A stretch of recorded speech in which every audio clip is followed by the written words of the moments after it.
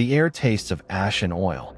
It stings my tongue, clinging like soot in the throat, and every breath is an act of penance. The hymn engines above the nave grind out their endless canticles, gears clashing with a shriek that harmonizes with the voices of the brethren, hollow and droning, lost in incense smoke that thickens like fog.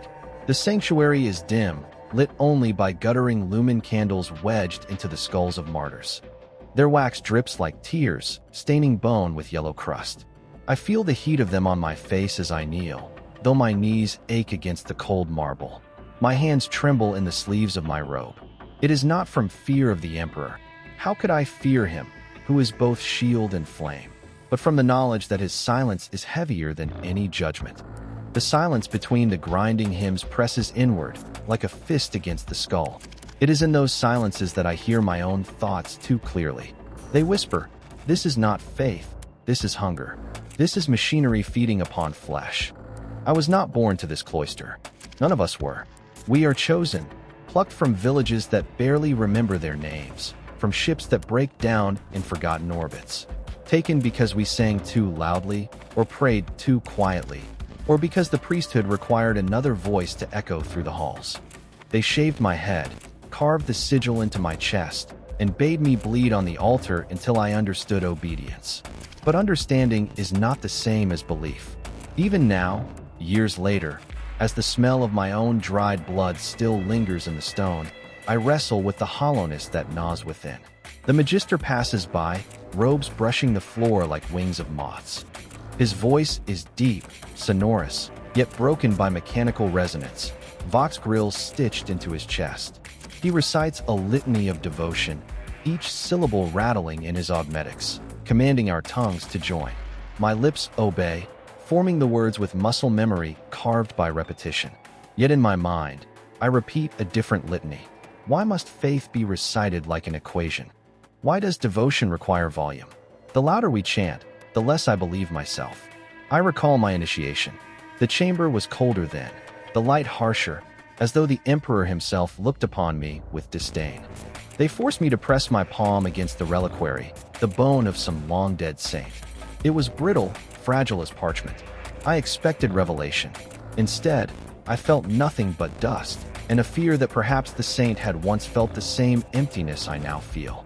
When I told this to the Magister, his hand struck my face. He told me faith is not felt, it is carved. And so it has been carved into me. The grooves are deep. But there are moments when I resist. In the silence of the cloister's deepest corners, where the hymn engines falter and shadows stretch too far, I let my thoughts wander. I imagine a galaxy unchained from ritual, where men pray not because they are commanded, but because they are compelled by love. Such thoughts are dangerous, I know. Already I feel the weight of the Emperor's golden gaze searing into me, punishing me for weakness. The others never speak of doubt. Their eyes are glassy, like saints embalmed in flesh. Do they feel as I do, or have they been emptied more thoroughly than I? Tonight I serve at the altar. The relics are prepared, bones scrubbed clean, a chalice of recycled blood, candles made from the rendered fat of penitence. I stand close enough to smell the iron tang of the chalice, and I wonder whose blood courses within it. Perhaps mine. Perhaps a heretic's. Perhaps the Emperor's will make all blood the same. I lift it, voice steady, words echoing in the vaulted chamber. In your light, we burn. In your silence, we listen. In your judgment, we die. The congregation repeats, their voices droning like engines, endless and hollow. Yet as the words leave my mouth, I feel none of the fire that should come. Instead, I feel the cold stone beneath my feet, the way the chalice trembles as my hand shakes, and the unbearable weight of knowing that if faith is carved into flesh, then flesh itself may break. A moment, an intrusion, breaks the ceremony. The hymn engine stutters, gears grinding with a screech that echoes like a scream. The sound fills the nave, louder than the voices, drowning the chant. For a heartbeat, I imagine the Emperor speaking, his voice a tearing of metal. My heart races, my throat tightens. Revelation? Or machinery failing under the weight of its own devotion? The Magister glares at the machine, strikes it with his staff until the grinding subsides. The hymns resume, as though nothing had occurred. But something has changed.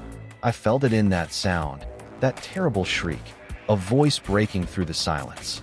Not the Emperor, not the machine, but something deeper, something waiting. Perhaps within me, perhaps beyond. As the rite ends and the candles gutter, I remain kneeling. My knees are numb, yet my mind is raw, flayed open.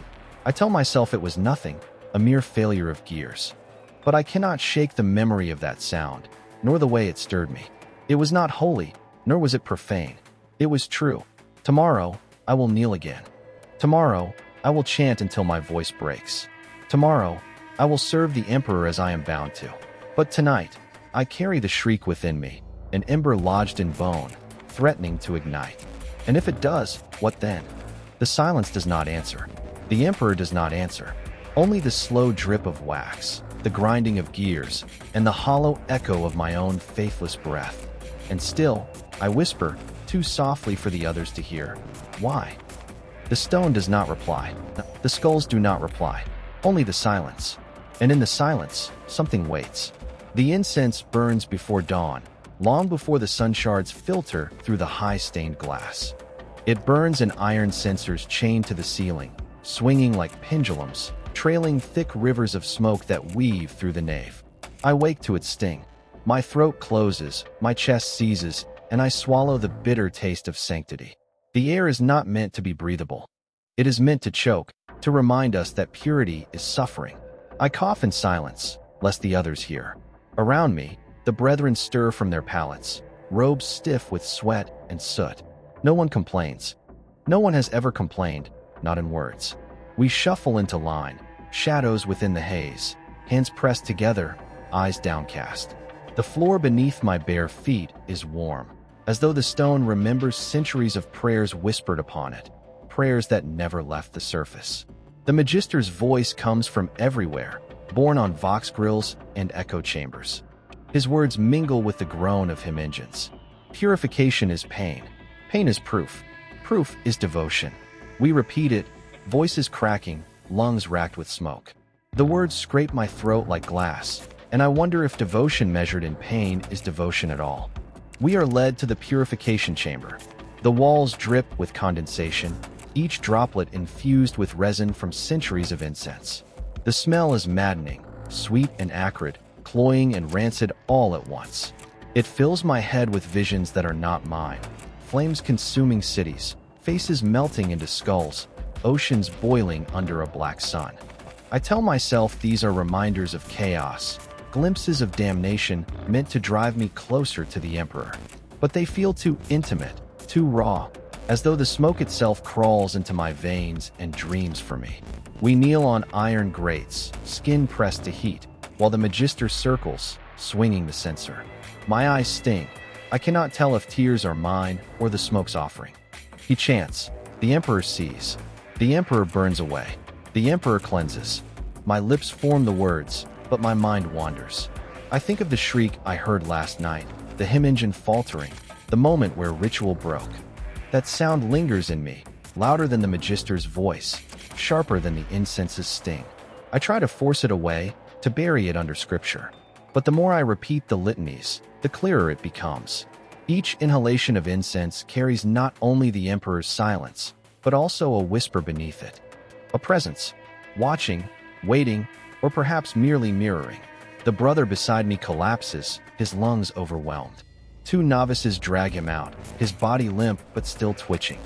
No one flinches. It happens often. Some return after days of healing, with eyes glazed, voices hollow. Others never return, their ashes fed to the censers, their devotion made into smoke for us to inhale. I should feel pity, perhaps fear, but instead, I envy him. To collapse is to be excused from the ritual, even if only briefly. When the Magister pauses, I lift my eyes against command. Through the haze, I see the stained glass high above, the Emperor rendered as golden light piercing through a galaxy of shadows. But in the distortion of smoke, the image shimmers, warps. His golden face twists, not benevolent but stern, not merciful but consuming. His eyes, if they are eyes, seem to lock upon me alone.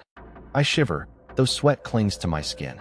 The chamber is hot as a furnace, yet I feel cold deep within.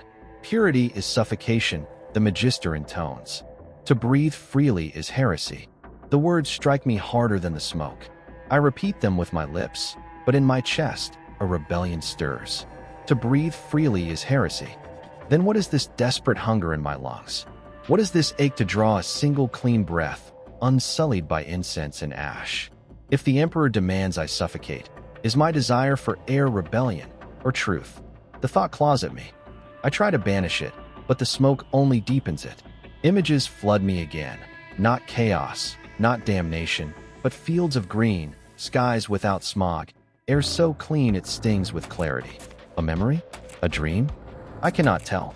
Perhaps my mind invents mercy because it cannot survive only on pain. The Magister approaches, censer swinging, smoke heavy. He pauses before me.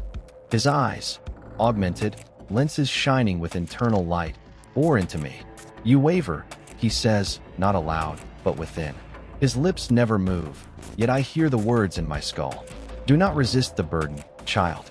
Resistance feeds the enemy. My chest tightens. Did he truly speak? Or is it the smoke twisting my thoughts into accusation? I bow my head, press my brow to the grate until skin blisters. Forgive me, I whisper, voice breaking. Forgiveness is for the strong. The Magister's voice echoes, though again his lips do not move. You are weak. You will learn. I close my eyes. The smoke swallows me whole. For a moment, there is nothing but darkness and the sound of my own heartbeat. Then, within the smoke, a shape emerges. Not golden, not radiant. A figure of shadow, indistinct, neither saint nor demon. Its presence is calm, not suffocating but steady, like a hand on the shoulder. It does not speak. It does not need to. The silence it carries is not the Emperor's silence of judgment, but a silence of listening. I gasp, lungs searing, and the vision vanishes. The Magister moves on, chanting, smoke trailing. The brethren continue their litanies, hollow and endless. But I remain frozen, chest aching, mind ablaze with what I have seen. Perhaps it was hallucination. Perhaps the incense has hollowed me, as it has hollowed so many others. But no hallucination has ever felt so real, so undeniable. It was not chaos. It was not the Emperor. It was other. The ritual ends only when the censer burns dry, when the chamber is thick with smoke dense enough to choke the soul itself.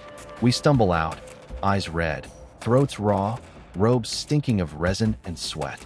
Some cough blood, some collapse and are carried away. I walk among them, head bowed, but within I burn. I cannot tell if what I felt is faith awakening or faith unraveling. I only know that it is mine, and that for the first time, the incense did not merely suffocate. It revealed. As we file back into the cloister, I glance once more at the stained glass.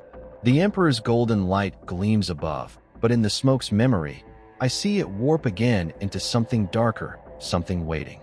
And for the first time, I do not look away. The choir is assembled before dawn's echo has faded. Iron scaffolds rise in the nave, tangled with wires and speakers, servo skulls drifting overhead like carrion birds. Their lenses watch us, recording every movement, every tremor of faith.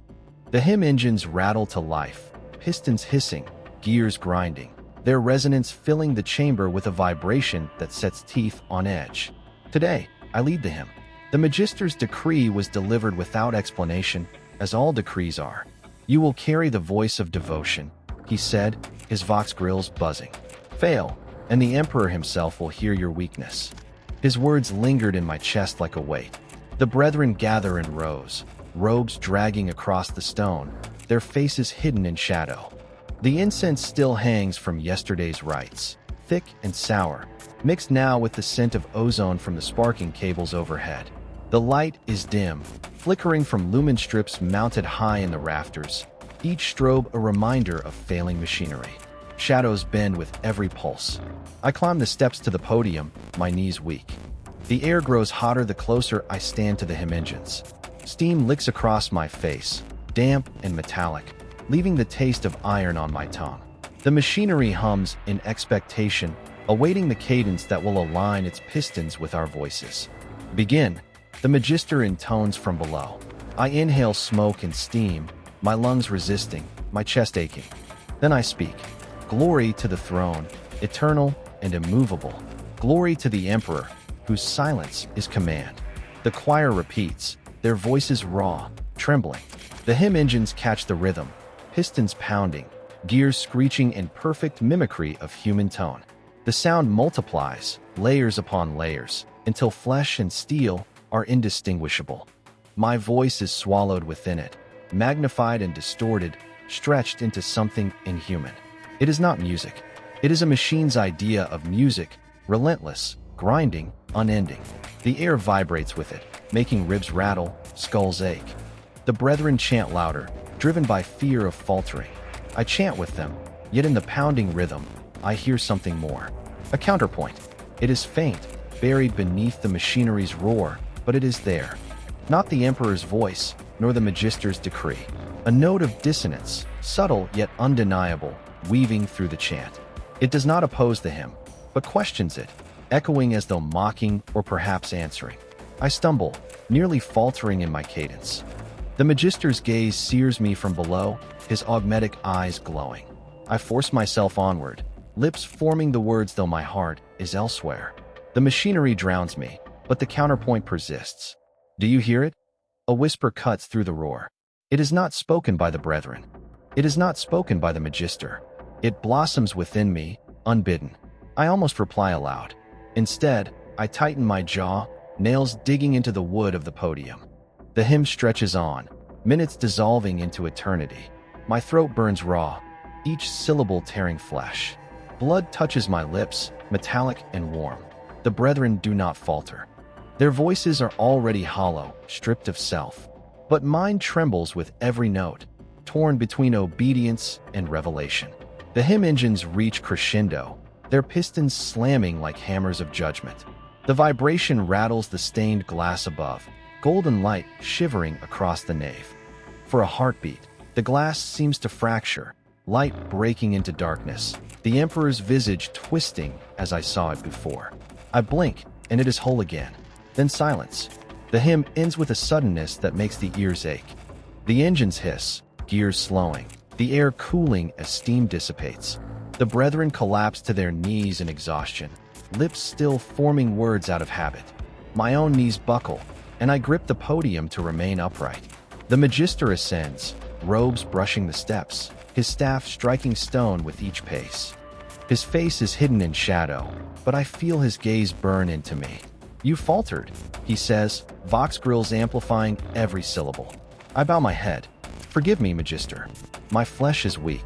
Flesh is nothing, he replies. Only the emperor's will sustains. He turns away, but his words carve into me. Flesh is nothing. Then why does my flesh tremble with revelation? Why does my blood carry a truth the hymn could not drown? The brethren file out in silence, robes whispering against the stone. I linger, staring at the hymn engines. They are still now, lifeless, yet I swear I hear the dissonance still, faint and persistent, as though the steel remembers what my flesh cannot silence. I descend the steps, each one echoing in the emptiness. The magister has left, the brethren dispersed. Only I remain, surrounded by shadows and the smell of smoke. I place my hand against the metal of the hymn engine. It is warm, vibrating faintly, as though alive. And in the vibration, I hear it again, the counterpoint. Not words, not command, a question, a mirror to my doubt. I pull my hand back, trembling. I should report this, confess it as weakness, beg for scourging to cleanse the thought. Yet I do not. Instead, I cradle it within me, fragile as a candle flame. If the emperor's silence commands obedience, what does this dissonance command? The thought lodges in me, unmovable. As I leave the nave, the incense clings to my robes, heavy and suffocating. But beneath its weight, the counterpoint hums, soft, steady. A hymn not of steel, but of something else entirely. And I cannot unhear it. The scourging chamber is lit by fire alone. Torches burn in iron brackets, their flames guttering in unseen drafts, shadows clawing across stone walls darkened by centuries of blood. The air reeks of sweat, copper, and old charred flesh. The heat presses against my skin even before the first blow falls. We are led in silence. Brethren stripped to the waist, robes folded neatly, as though preparing for prayer. Perhaps this is prayer, though spoken in blood rather than word. My hands shake as I disrobe, not from cold, for the chamber is hot as a furnace, but from the anticipation of pain that must not be named fear. To fear the scourge is to doubt its purpose. To doubt its purpose is heresy. The Magister stands at the center, staff raised, vox grills alive with static. Weakness is rebellion. Flesh is weakness. Therefore flesh must be scourged until nothing remains but faith. His voice resonates through the chamber, echoing with the hiss of hidden machines.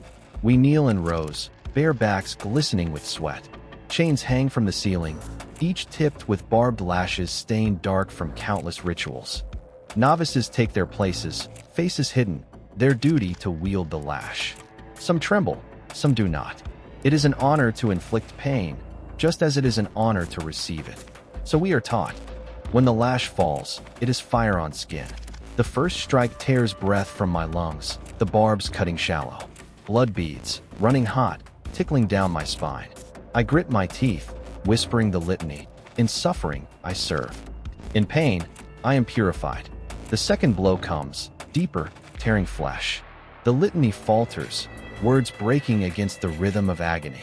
Around me, the brethren chant through clenched jaws, their voices weaving into the chamber's oppressive air. Each syllable is broken by gasps, by cries half swallowed, but none dare stop. The chant must continue, for silence is weakness. The lash falls again and again. My back is fire, my breath ragged, my vision swimming in the torchlight. Pain fills every crevice of my being until thought itself seems to dissolve into it. Yet within that dissolution, something stirs. I expect transcendence. That is the promise. That pain burns away sin, leaving only devotion. But what I feel is not devotion. It is emptiness. With each lash, I feel hollowed further, carved deeper. The Magister's words echo. Flesh is nothing. And as flesh tears, I wonder if nothing is all that will remain. I close my eyes. Darkness rushes in, not merciful but endless. Within it, the rhythm of the lash transforms. No longer blows of punishment, but drum beats, echoing, reverberating. A cadence not unlike the hymn engines, but deeper, older, pulsing through marrow. In that rhythm, I sense a pattern. Not the Emperor's silence, not the Magister's decree, but a truth written in pain itself. Suffering does not sanctify. Suffering erases. Each lash does not bring me closer to him. It strips me further from myself. A cry escapes me, not prayer, not devotion, but something raw and human. My voice cracks, echoing too loudly, drawing the Magister's gaze. His augmetic eyes gleam as the lash falls again, harder, deeper. Blood spatters the stone, the scent of iron thick in the heat. Endure, he intones, vox grills grinding. Endure, for the Emperor demands. I force my lips to move, though the words tremble. In pain, I endure. The chant continues, endless, suffocating. Yet beneath it, another voice rises, the same presence I felt in the incense, the same counterpoint in the hymn. It does not demand endurance. It does not command at all. It simply observes, silent but steady, a witness to the hollowing. The lash tears deeper. Flesh splits. My vision swims red, torchlight blurring into firestorms. I fall forward, hands scraping stone slick with blood. A novice hesitates, the lash poised, but the Magister snarls, strike until he stands. The lash falls again. Agony rips through me, but I push upward, legs trembling, body broken. My breath rasps like rusted metal, blood dripping from torn flesh. The brethren chant louder, drowning my weakness. Yet in my chest, a realization blooms. If suffering is meant to purify, why does it only erase? Why does each lash carve not devotion, but absence? The Emperor demands endurance, but endurance of what? The hollowing? The silence? The final blow lands. My body trembles, then collapses despite will. The Magister strikes the floor with his staff, signaling the ritual's end. The novices withdraw, chains swaying, dripping red. Silence falls heavy, broken only by the hiss of torches. We rise unsteadily, robes clinging to torn flesh as we dress. Blood stains the fabric, a mark of devotion. My body is agony, yet numb, as though pain has seeped too deep to be felt fully. My thoughts blur, but the ember of realization remains. As we file from the chamber, I glance back. The chains sway, shadows twisting like specters on the wall. For a heartbeat, I see not brethren kneeling, but empty husks, hollowed by centuries of scourging, voices chanting words long forgotten by meaning. And in that vision, I see myself among them. The corridor beyond is cold, the air stinging against raw wounds. I walk slowly, each step an echo of pain, yet the rhythm of the lash lingers, pulsing not as punishment, but as revelation. Perhaps the Emperor demands we be hollow, or perhaps the hollowing is not his will at all. The thought terrifies me, but it clings as unshakable as the scars now carved into my back. And in the silence of the cloister, beneath the smell of blood and smoke, I hear the faintest echo, an unbidden counterpoint, waiting. The cloister is hushed save for the slow drip of wax from the wall candles, each droplet landing with a soft hiss on the stone floor. The air is colder here, free of torches, though not free of incense. Smoke lingers from the morning rites, thinner now, like a memory clinging to the lungs. We kneel in rows before the altar, heads bowed, voices murmuring litanies until the tongue grows numb. It is not the prayers themselves that haunt me. It is the silence between them. The magister dictates the rhythm. A verse is spoken, the brethren echo. Then silence. The verse again, the echo, then silence. It is meant to discipline thought, to train the mind into alignment with the Emperor's will. But in those silences, my mind is not empty. It blooms with questions I dare not voice. I feel the stone beneath my knees, rough and biting, a reminder of flesh's frailty. My lips move, but my thoughts wander.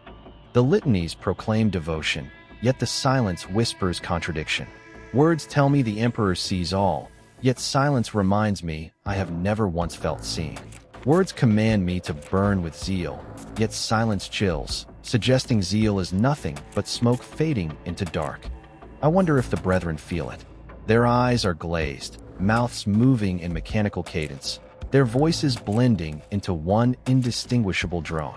Perhaps they are emptied enough to no longer hear silence at all. Perhaps the hollowness has consumed them fully, leaving no room for thought. The magister's staff strikes the floor, jolting me from thought. His eyes scan the rows, augmetics glowing, searching for faltering devotion. I bow deeper, pressing my forehead to cold stone, heart pounding. If he saw within, if he heard what I hear, scourging would be mercy compared to what would follow. Another verse, another echo. The words blur. My voice is hoarse, lips cracked, yet I continue, for to falter is to draw the magister's gaze again. Silence follows, and in it, I hear it once more. The counterpoint.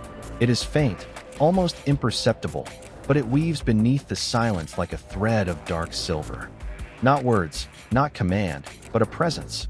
The same that stirred in the incense, the same that hummed within the hymn engines, the same that pulsed in rhythm with the lash. Always there, waiting between the moments, filling the void where prayer dies. I close my eyes. The silence deepens, and the presence sharpens. Images unfold in the dark, not visions of saints or angels, but empty halls filled with shadows that breathe. Cities of stone crumbling beneath skies without stars. Oceans black as ink, where whispers ripple across the waves. I do not know if these are revelations or illusions, but they feel truer than the words my lips still form. A tremor runs through me. If I lean too far into the silence, I fear I will not return. Yet something in me longs to fall fully, to see what waits beyond the last echo. Devotion is repetition, the magister says, his vox amplifying, breaking the stillness. Without words, there is nothing. His decree cuts deeper than the lash. If without words there is nothing, then what is this presence in the silence? What is this weight pressing on me, undeniable, real? I bite my lip until blood fills my mouth, iron and salt grounding me. My body sways, though I force it to stillness. I whisper the verses louder, hoping to drown the silence. But the more I speak, the louder the silence grows. Hours blur. Time ceases to exist in the cycle of prayer and pause. My knees are numb, my throat raw, yet still I kneel, still I chant. And in each silence, the presence grows bolder, as though drawing strength from my exhaustion. At last, the magister raises his staff, signaling the end. The brethren collapse into deeper bows, their foreheads pressed against stone. I mimic them, though my chest aches, my mind ablaze. When he dismisses us, we rise in silence, filing into the shadowed corridors. The cloister feels colder now, the smoke lingering like a shroud. I walk alone, my thoughts louder than any chant. Perhaps the Emperor speaks in silence, I tell myself, clinging to a shred of orthodoxy.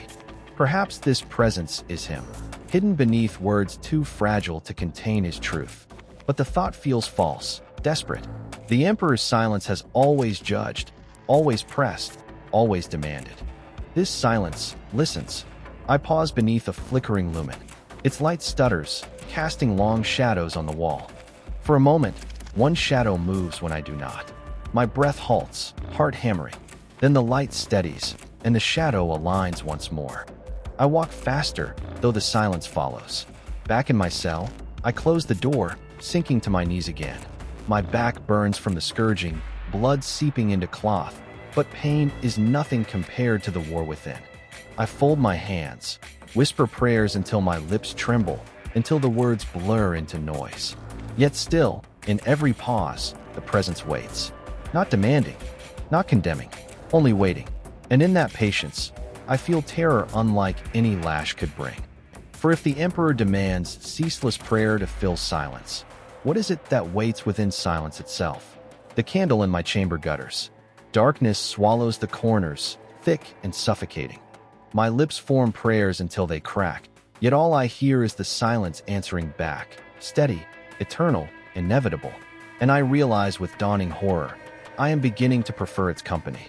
The reliquary is colder than any other chamber in the cloister. It lies beneath the sanctuary, carved into the stone like a wound that never heals. The walls sweat with moisture, dripping onto the floor in slow, relentless rhythm. The air is thick with incense, though muted, as though even the smoke fears to linger too long in this place. I am summoned here alone. The Magister's command was simple: attend the relic.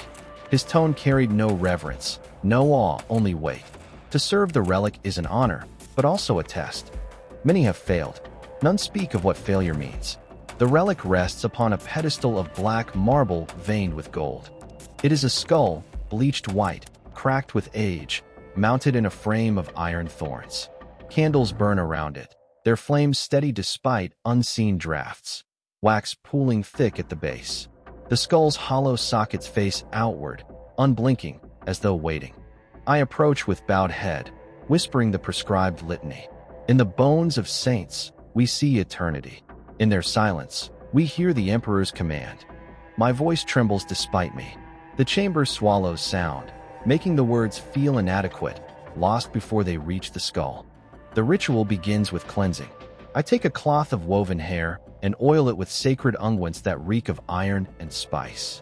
I press it to the bone, rubbing in slow circles.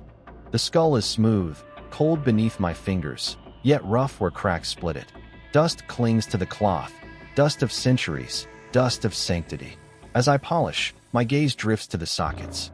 They are dark, endless, deeper than the bone itself.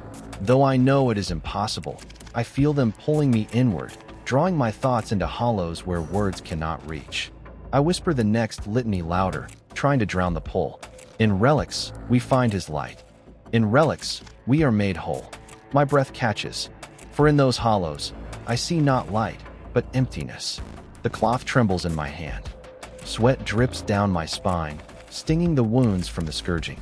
I press harder, smearing oil until it shines across bone. Yet still the sockets pull at me. I feel as though I kneel at the edge of a vast pit, one step away from falling.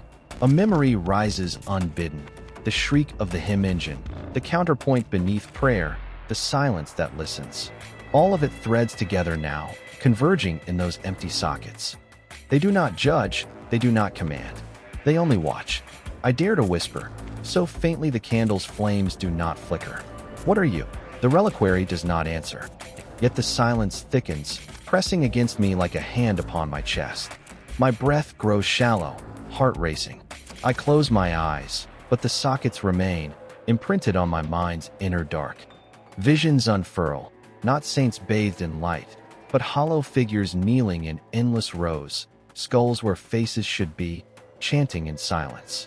Their jaws do not move, yet I hear them whisper, not the Emperor's name, but a single, wordless question. The cloth falls from my hand.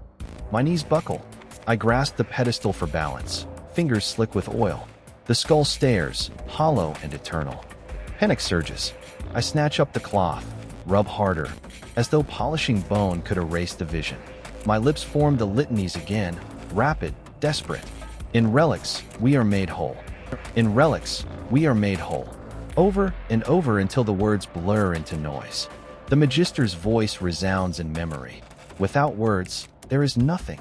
But here, before this relic, I feel the opposite. Words are the nothing. Silence is everything. The thought terrifies me. I bow low, pressing my forehead to the marble. The stone is icy, grounding, though the pressure of the sockets burns in the back of my skull. I whisper apologies, promises, prayers. Yet beneath each, the question remains. When I dare lift my head, the skull gleams in candlelight, polished smooth, holy and untouchable. It is beautiful, as all relics are meant to be, but I no longer see sanctity in it. I see reflection, a mirror of my own hollowing. The ritual ends with sealing. I light fresh candles, drip wax across the base, intone the closing verses. My voice is hoarse, but steady. When I finish, the chamber falls silent again. The skull stares. I back away slowly, never turning my back, as tradition demands. My heart pounds, my flesh burns with every wound, yet my thoughts are louder still. If relics are meant to preserve faith, why do I feel mine eroding under their gaze? The door closes behind me with a groan of ancient hinges. The air outside feels warmer, though no less suffocating. I breathe deeply, though each breath carries incense and ash. The skull's sockets linger in my mind, dark, hollow, eternal. And within them, I sense again the presence that has followed me through incense, hymn, and scourge. Not the Emperor, not chaos, something else. And it waits still, patient as bone. The catacombs lie beneath the reliquary, deeper still into the stone. Few are permitted entry, for the passages hold both relics too fragile for the light of day and bones too unworthy for display. When the Magister commanded me to fetch candles from the vaults, my heart sank, though I dared not show it. To descend is to vanish from time, swallowed by shadow. The stairwell is narrow, winding downward in endless spirals. The air grows colder with each step, damp with the sweat of stone. My bare feet slip against moss-slick steps. The lumen I carry flickers, its weak flame fighting a darkness that feels alive. Every drip of water echoes like a heartbeat. Every breath returns to me as though whispered by unseen mouths. At the stair's end, the catacombs open wide. Rows upon rows of alcoves stretch into the dark, each cradling bones stacked with ritual precision. Skulls grin from the walls, their sockets empty yet watchful. Dust carpets the floor, muffling sound, though now and then I hear the faint crunch of bone splinters beneath my weight. I whisper a prayer as duty demands. O Emperor, in death you reign eternal. May these servants find rest in your light. My voice dies quickly, swallowed whole by the vaults. I move between the alcoves, lumen held high. The shadows writhe at the edge of sight, twisting, stretching. I tell myself it is trick of flame, nothing more. Yet the deeper I walk, the stronger the sensation grows that I am not alone. The skulls lean closer, their hollow eyes gleaming faintly as though reflecting light from within. The supply vault is near the center. Its door is iron, rusted, inscribed with the Aquila. My hands tremble as I push it open, hinges groaning, the sound echoing like a scream. Inside, shelves sag beneath the weight of candles, unguents, scrolls. Dust thickens the air, choking.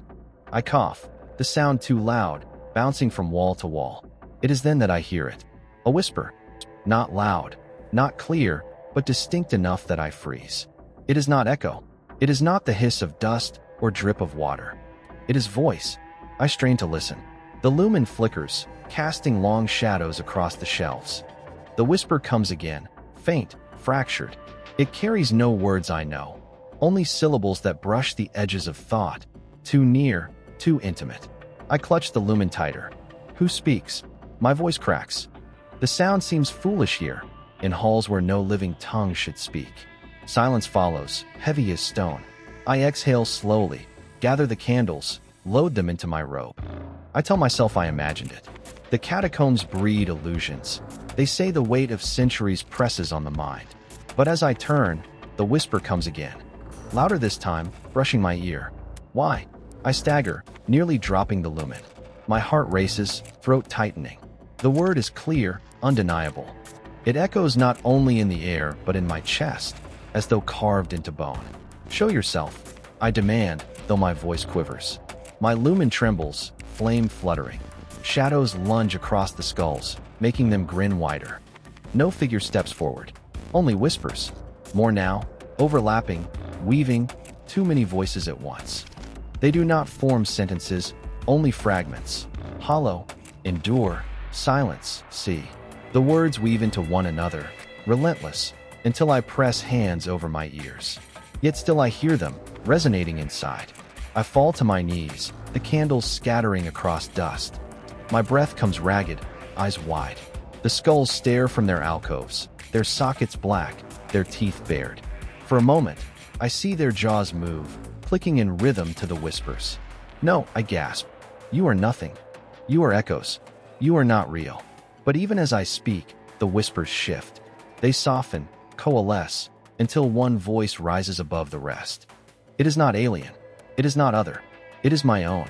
Why do you serve? It asks. I cannot answer. My throat closes, tears sting my eyes. The lumens flame gutters, nearly extinguished. Shadows collapse inward, pressing close. I scramble to gather the candles, clutch them to my chest, and flee. The whispers follow, chasing down the corridor, echoing from skull to skull. Each alcove breathes with them, each socket glares. The stairwell looms ahead. I climb, steps slippery with moss, my lungs burning, heart hammering. Even when I burst into the cloister's corridor, slamming the door behind me, the whispers linger. Not in the air now, but in me. My skull hums with them, faint but unceasing, like the memory of pain after the lash. I stagger to my cell, collapse to my knees, candles spilling across the floor. My hands shake as I light one, watching flame fight darkness.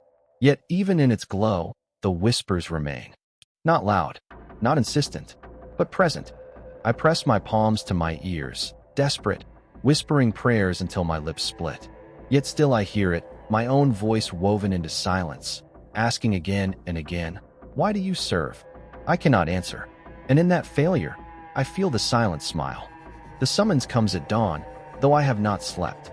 The whispers kept vigil through the night, circling my thoughts with patient persistence.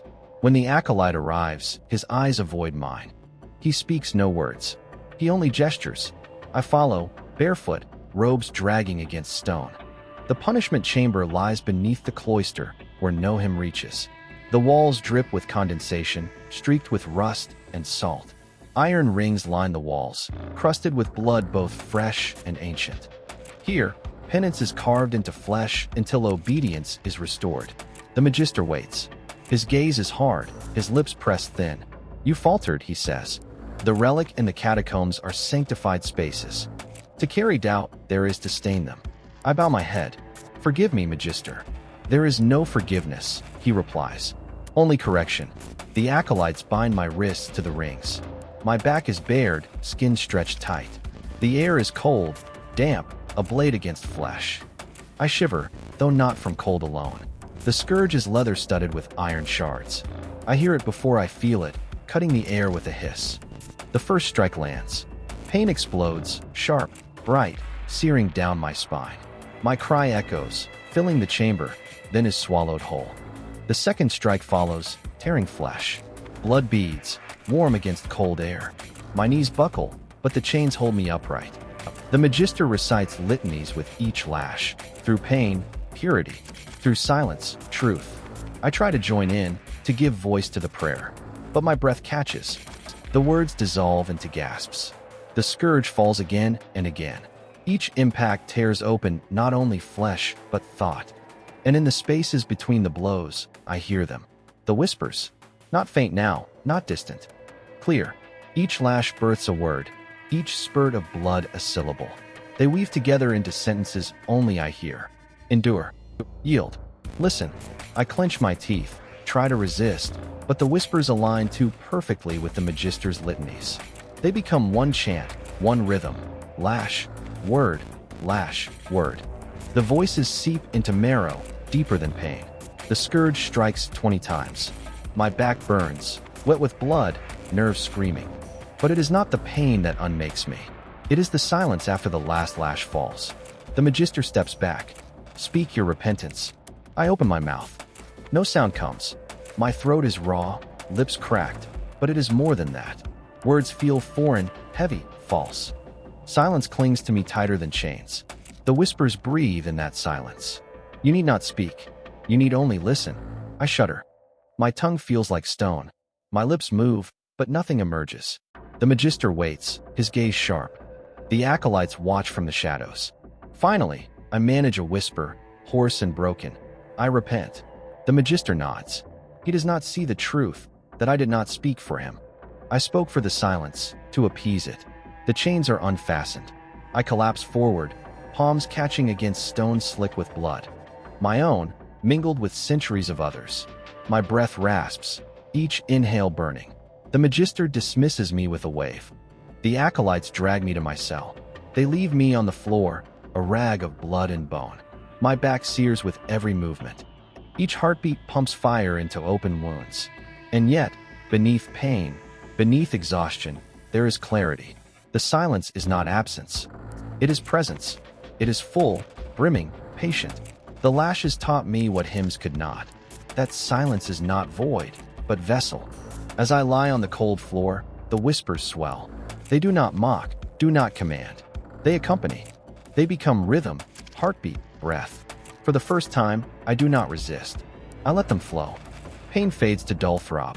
Shadows dance across the stone walls, alive in candlelight. My wounds weep, but I no longer fear them. The blood feels like offering, poured into silence.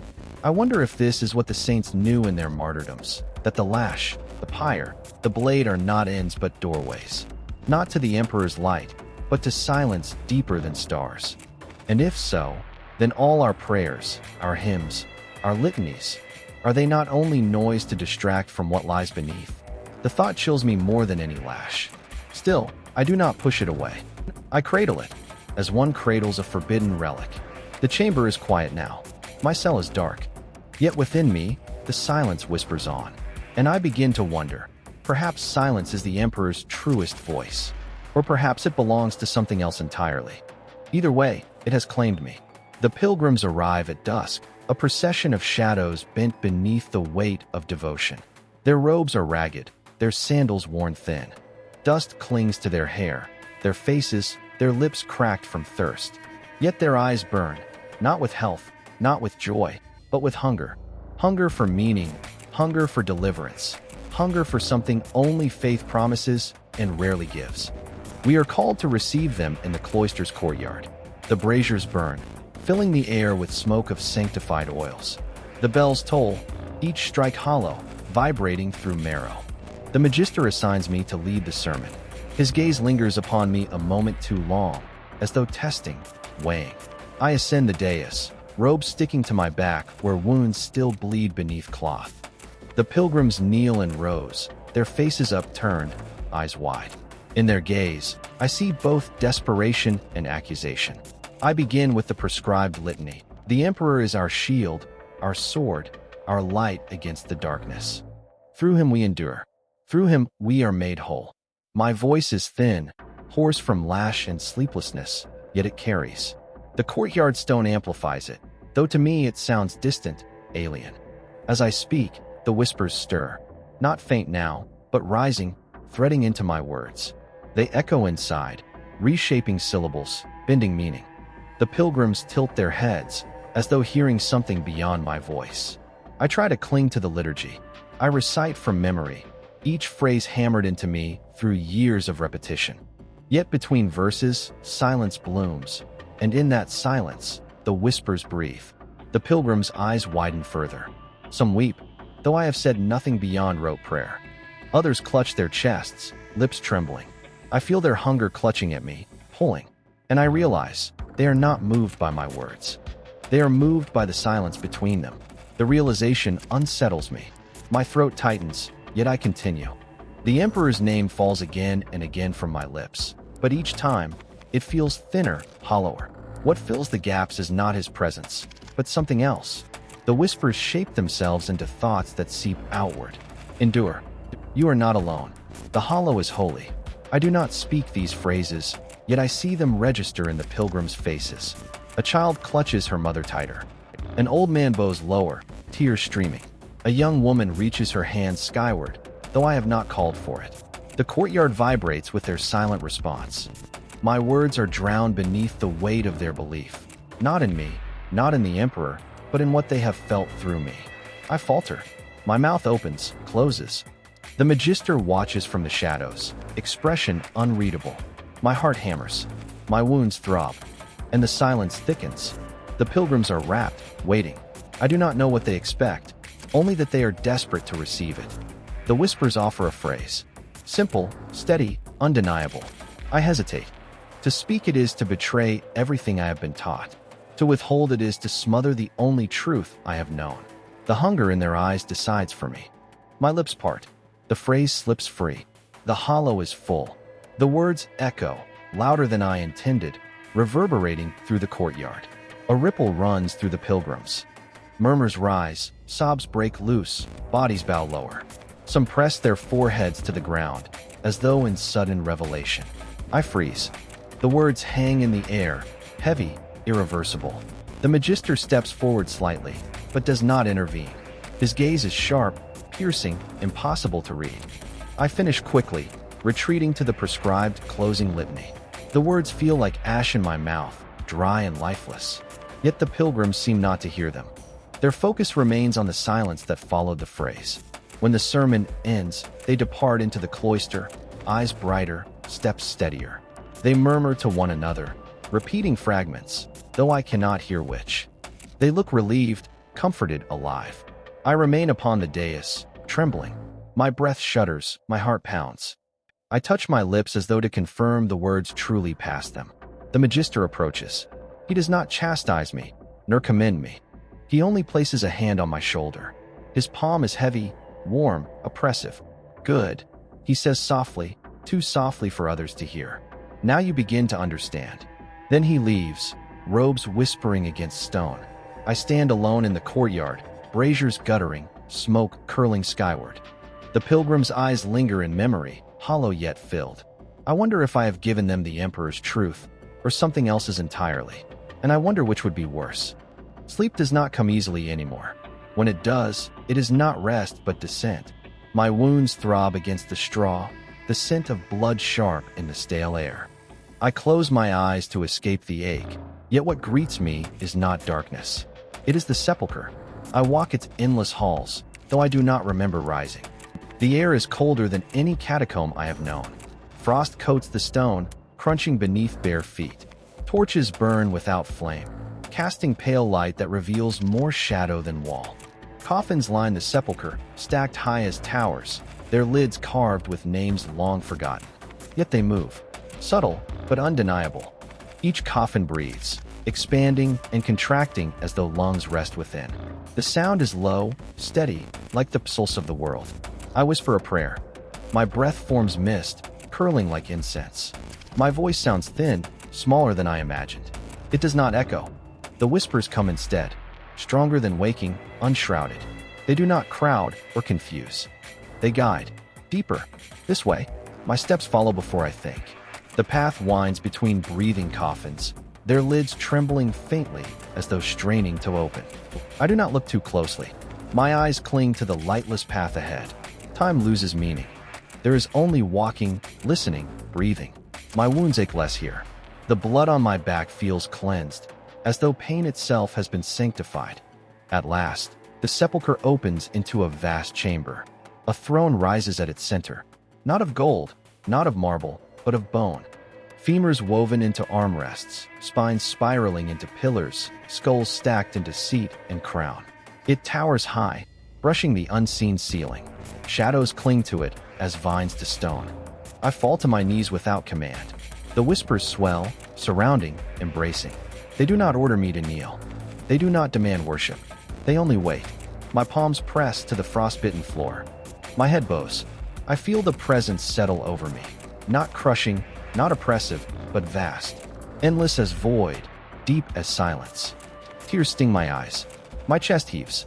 And for the first time, I realize I kneel not because I must, but because I wish to. The revelation terrifies me. The Emperor demands obedience. The Magister demands ritual. But this presence, it demands nothing. It lets me choose. And I choose to kneel. The whispers murmur, soft as breath upon skin. You understand. Not command. Communion. The throne looms. Its sockets, skulls stacked high, seem to watch. I do not know if the presence is seated upon it, or if the throne itself is alive. I dare not lift my eyes. I wait. Minutes, hours, years. Time is unmade here. Only kneeling matters. At last, the whispers fade, leaving silence vast and complete. The silence fills me. Not absence, but fullness, thick and heavy, like blood in the lungs. It is unbearable. It is holy. And then I wake. My cell is dark. The straw beneath me is damp with sweat, though for a moment I think it blood. My knees ache against stone, pressed hard as though I had knelt through the night. My back burns, wounds tearing anew. I sit slowly, trembling. The dream clings like cobwebs, impossible to shake. My lips part, whispering the phrase without thought. The hollow is full. The candle at my side gutters, though no draught touches it. Shadows stretch across the wall, long and reaching. I rub my eyes, yet the vision remains clear. The sepulchre, the throne of bone, the silence. More vivid than waking life. I know it was dream, and yet my body remembers kneeling. The choice still echoes in me. Was it truth or heresy? The Magister would call it corruption. The Emperor's priests would call it treason. Yet I cannot deny the clarity I felt, the peace and submission freely given. I press my palms together, fingers trembling.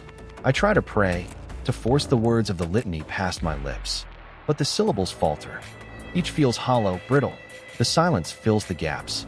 And I realize with horror that the silence feels truer than prayer ever has. Sleep will not return. I rise, pacing the small cell, each step dragging. My wounds split again, leaving faint trails of blood upon the stone. But even the pain cannot root me in waking. The dream still breathes inside me. And I know, deep in marrow, that the sepulchre waits. Not only in sleep, but beyond. It is not memory. It is destination. The summons comes at midnight, a soft knock on my cell door. No acolyte waits in the corridor, only silence.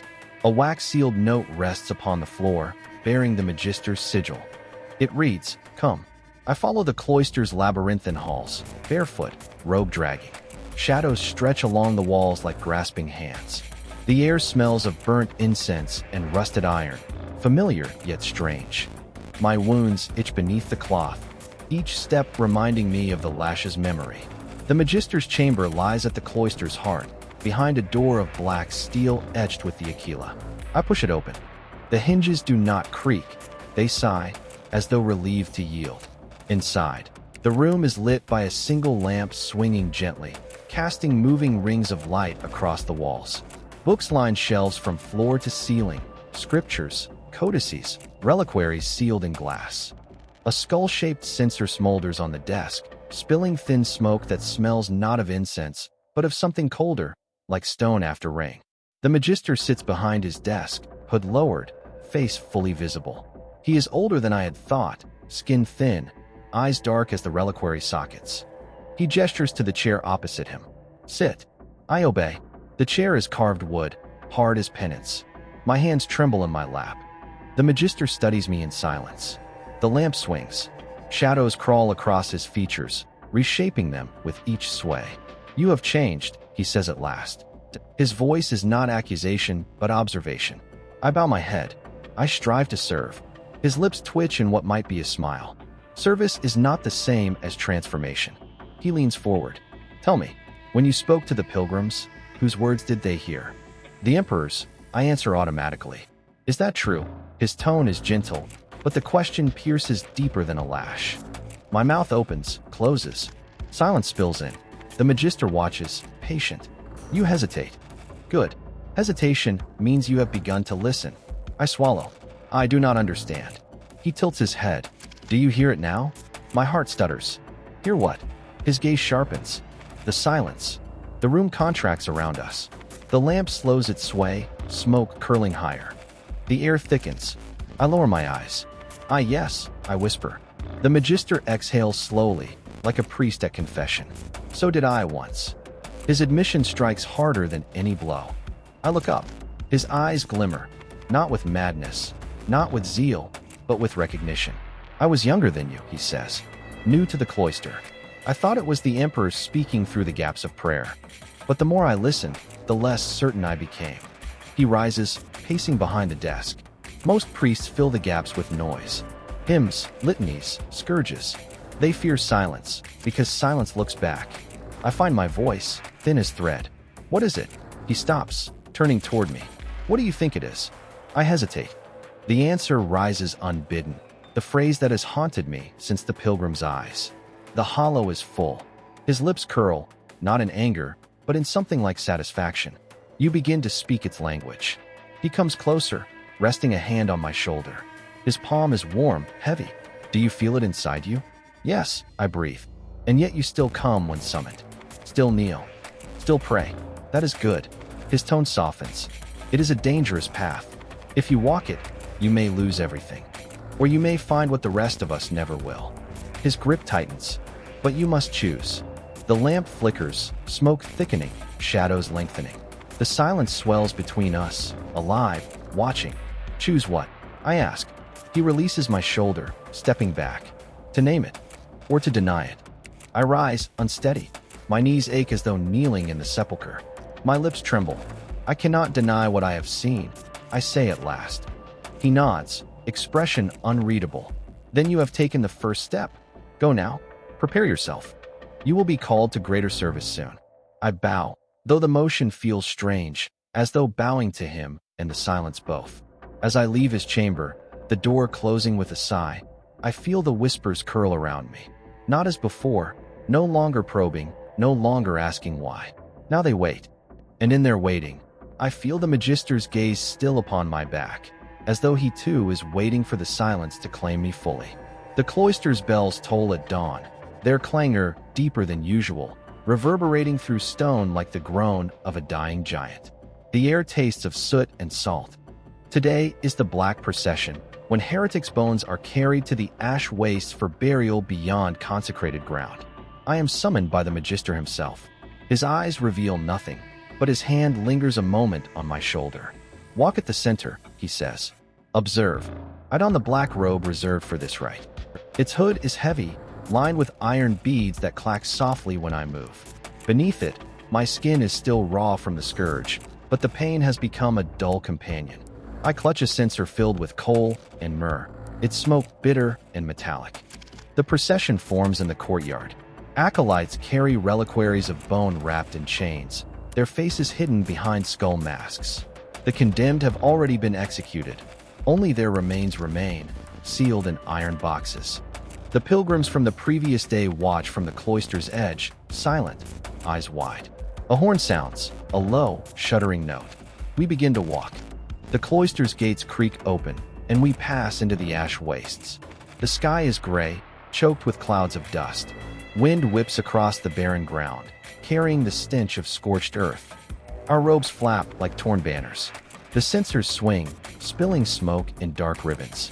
I walk at the center as ordered. Around me, the acolytes chant the prescribed funeral hymn.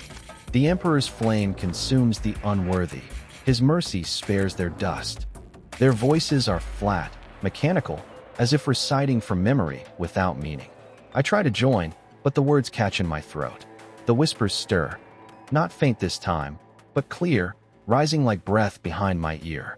Do not repeat. Listen. I obey. The chant fades into the background.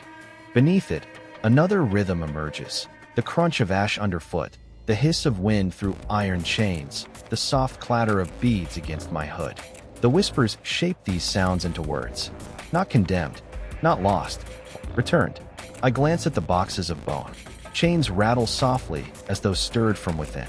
For a moment, I think I see fingers pressing against the iron lids from inside. My stomach tightens.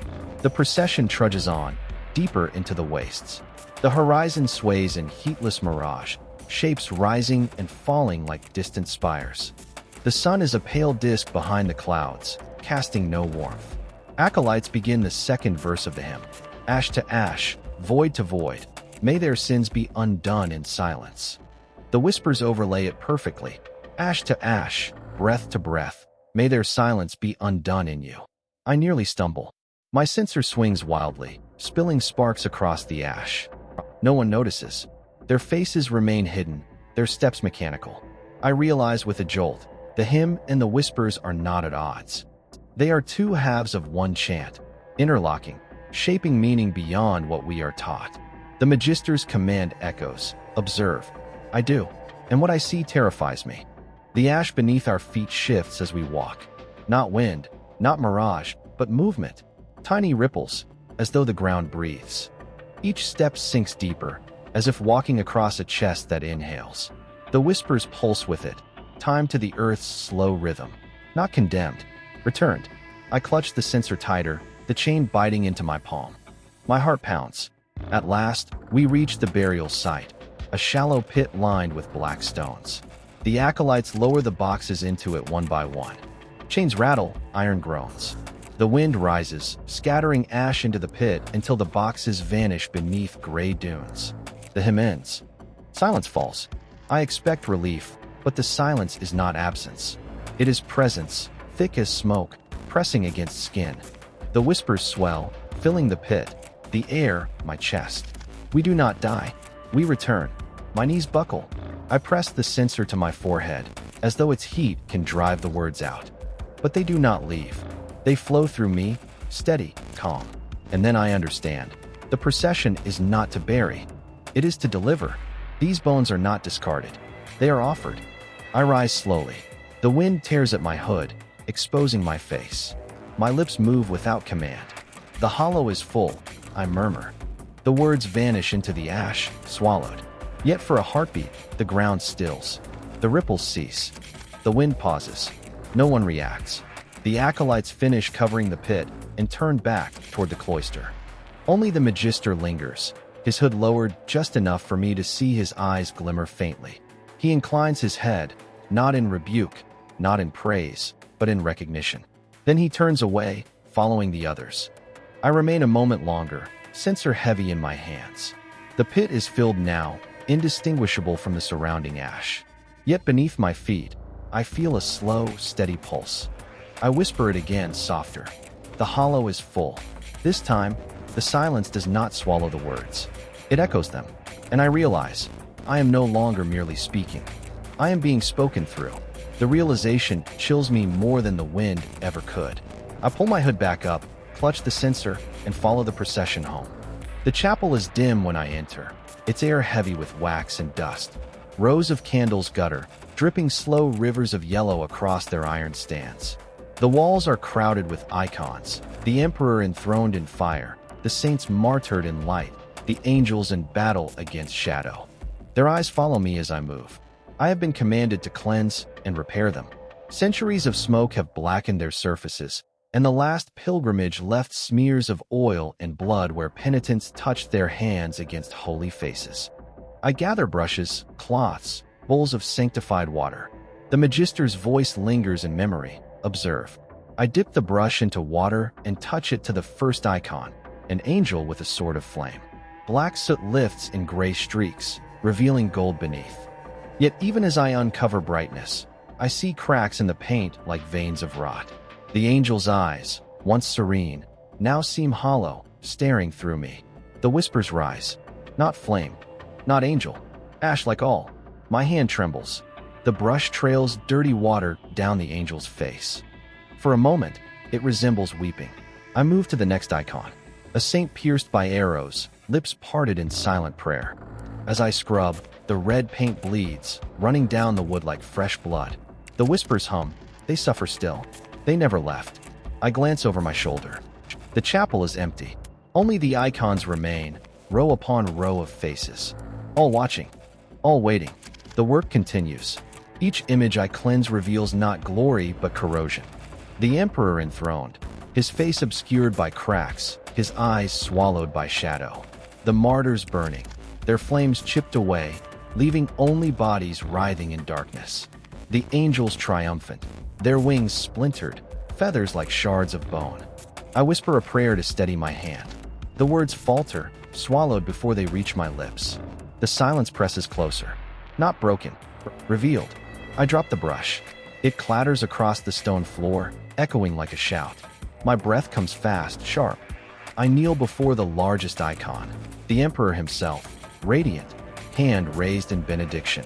Centuries of smoke cloak his face. I raise a cloth, press it to the surface, and begin to wipe. Slowly, his features emerge, but they are not what I expect. Not serene, not merciful. His eyes bore into me, black pits of unending depth. His lips curl in neither blessing nor wrath, but something stranger, something like recognition. The whispers shiver through me. He does not sit above. He sits within. My knees weaken. I drop the cloth. My hand lifts without command, fingers brushing the icon's surface. The paint is rough, cracked, flaking beneath my touch. And then I do what I cannot explain. I press harder, scraping away gilded paint with my nail. The gold crumbles, falling in dust. Beneath it lies dull wood, scarred, splintered. The Emperor's face dissolves under my hand. What remains is not image but void, a hollow shape where once he was enthroned. My chest heaves. Sweat drips down my temple. The whispers steady me. Not destruction, revelation. I rise, trembling, and move from icon to icon. Not with brush now, but with bare hands. Scraping, gouging, peeling. Saints reduced to scarred wood.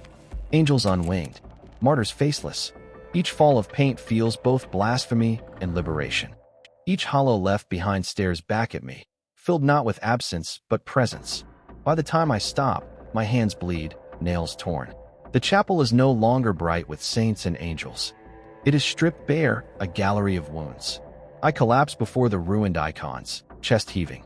The silence is not silence. It thrums like a heartbeat. I whisper, not in prayer but in confession, I have broken what was holy. The whispers answer, you have revealed what is true. And for the first time, I do not tremble at the voice. I bow my head, not to the icons, but to the hollows they have become. The work is done. When I leave the chapel, the candles burn lower, their flames struggling, their wax nearly spent. Behind me, the stripped faces linger, empty and watching. I know others will see what I have done. The Magister will know. Perhaps they will call it heresy. Perhaps they will call it madness. But I also know this. I cannot undo it. I cannot paint the gold back. The hollows remain, and they wait for me. The Magister does not chastise me for what I did in the chapel. He says only, sleep tonight in the reliquary. If the Emperor judges you, he will do so there. And so I obey. The reliquary hall is a cavern of glass and iron. Shelves stretch higher than sight, filled with reliquaries sealed in crystal tubes, bones wrapped in parchment, fingernails set in gold, fragments of skulls bearing the script of saints. 1,000 eyes, blind and unseeing, yet all fixed upon me. The air is colder here, sharpened by dust and sanctified oils. The floor is black marble, veined white, as though frozen lightning cracked beneath it.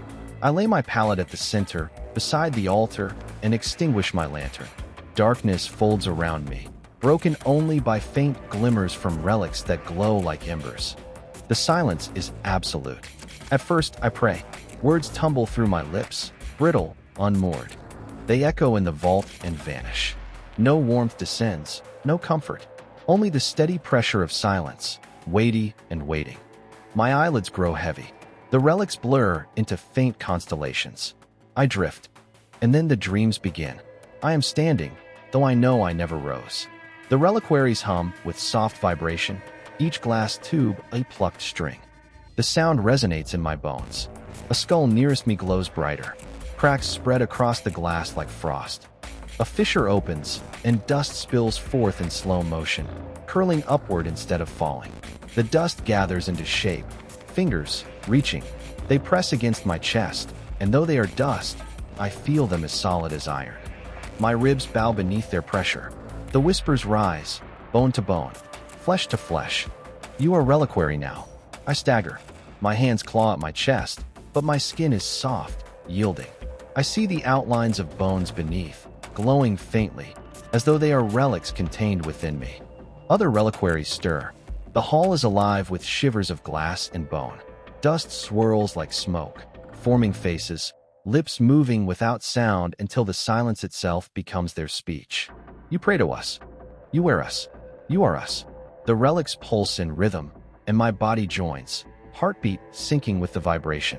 Each thrum resonates deeper, until I feel my skull crack, my teeth ache, my marrow burn. I cry out, but the sound is absorbed. The silence feeds upon it. The relics shimmer. I see visions within them. Saints nailed to iron spires, martyrs burned alive, angels carved open, entrails woven into banners. Their mouths scream, yet their eyes gaze upon me as if I am continuation, not witness. I want to turn away, but there is nowhere to look that is not them. The silence sharpens into clarity. Do not revere. Become. I collapse to my knees. The floor trembles beneath me. My hands strike the marble, and when I lift them, blood smears across the stone, bright and vivid in the dark. The reliquaries respond, glowing brighter as if fed. The dust-formed fingers press harder into my chest. I feel my sternum crack, not with pain, but with inevitability. And then the vision shifts. I lie upon a slab of stone. The reliquaries tower above me, leaning, crowding, their contents rattling against glass. 1,000 skulls grin down. The Magister stands at my side. His hood is lowered, eyes black and bottomless. Do you see? He asks. I try to answer, but my mouth is sealed shut by dust. The words echo in my skull instead. Yes. He places a hand upon my chest, directly over the dust fingers. You are no longer priest, he says. You are reliquary. The words do not strike me as judgment. They strike as truth. I jolt awake. My body lies upon the pallet. My chest heaves. Sweat drenches me, soaking the fabric. My hands tremble. The hall is silent again. The relics are still. The glass tubes gleam faintly in the half-light of dawn seeping through stained windows. And yet, I press my palm to my chest. Beneath skin and bone, I feel a new rhythm. Not my heart's beat, but something slower, older. When I look at the nearest reliquary, a finger bone wrapped in parchment, I swear it glows faintly in answer. I do not know if I have woken. Perhaps I never will again. The bells call me at dawn. Not the small bells of litany, but the great iron bell above the cloister, struck 3 times only for feast, war, or death. Its toll shakes dust from the rafters, rattles the reliquaries in their cases, and quivers through my ribs like the echo of a deeper chime already beating within me. An acolyte comes to my cell. His face is pale, his lips cracked. He does not speak. He merely bows and extends a folded parchment. Upon it, the Magister's seal, black as blood gone cold. Deliver the benediction. I rise without hesitation. My robe clings with sweat, stiff with dried blood from nights of scourge. I do not wash. I do not cleanse. To approach unclean is fitting. The cloister courtyard is filled. Pilgrims kneel upon the stones, their hoods drawn low. Acolytes line the walls, censers swinging in rhythmic arcs, spilling bitter smoke. The Magister stands at the dais, his hood lowered just enough for me to see the faint shimmer of recognition in his eyes. He steps aside. The dais is mine. I climb the steps slowly. Each footfall feels both heavy and buoyant, as if the earth presses me upward even as it seeks to swallow me whole. The air smells of wax, sweat, rust. The sun struggles through ashen sky, pale and sickly, casting no warmth. I face them. Hundreds of eyes, hidden yet burning beneath their hoods. They wait. The words come unbidden. I do not draw them from memory. I do not search the scriptures. They rise, whole, inevitable. Children of ash, flesh of dust, you bow not before throne of fire, nor before angels' light. You bow before the hollow, which is full. A shudder ripples through the crowd. Some acolytes stiffen, hands tightening on their censers. But no one speaks. No one interrupts. The whispers swell within me, louder than ever, yet no longer foreign. They are not invading. They are flowing. My mouth is their vessel, my throat their conduit. The saints you adore never left. Their bones rattle in glass. Their dust clings to your skin. They burn not in glory but in silence, and silence is eternal. The words strike like scourge. I see pilgrims weep openly, clutching their robes. Some tremble, others sway as though seized by unseen hands. I feel my chest vibrate, each syllable tearing free not from lungs, but from marrow. Do not fear the silence. It is the Emperor's truest face. Not flame, not sword, not throne. Hollow, waiting, full. The Magister does not move. His eyes gleam faintly. His hands are folded before him. I raise my arms. My sleeves fall back, exposing wrists scarred by lash and gouged by my own nails. Blood crusts beneath them. The sight does not shame me. Your flesh is reliquary. Your bones are altar. Your breath is him. Offer it, not upward, but inward. Speak not to him above, but to him within. The courtyard is silent. No birds, no wind. Even the censers seem to sway without sound. And then, as though commanded by some unseen signal, the crowd bows as one. Pilgrims press their foreheads to stone. Acolytes sink to knees, censers clattering forgotten. Some weep, others laugh, others rock in silent rhythm. The silence floods the space, thick as oil, vibrant as blood. It swells until I feel it pressing against my skin, pouring from my eyes, seeping through the cracks of my skull. For a moment, I see them all, not as they are, but as reliquaries, skulls glowing, bones thrumming, dust rising from their mouths in pale streams. Each body a vessel, each vessel full. I lower my arms. My voice drops, barely above whisper. The hollow is full. The words echo without sound, reverberating inside bone and stone alike. I no longer know where I end and silence begins. My thoughts are not mine. My flesh is not mine. My voice is not mine. Yet I am not afraid. I bow my head, not to the crowd, not to the Magister, not even to the Emperor enthroned in golden myth. I bow to the hollow. And in bowing, I am emptied. In emptiness, I am full. The final benediction is complete.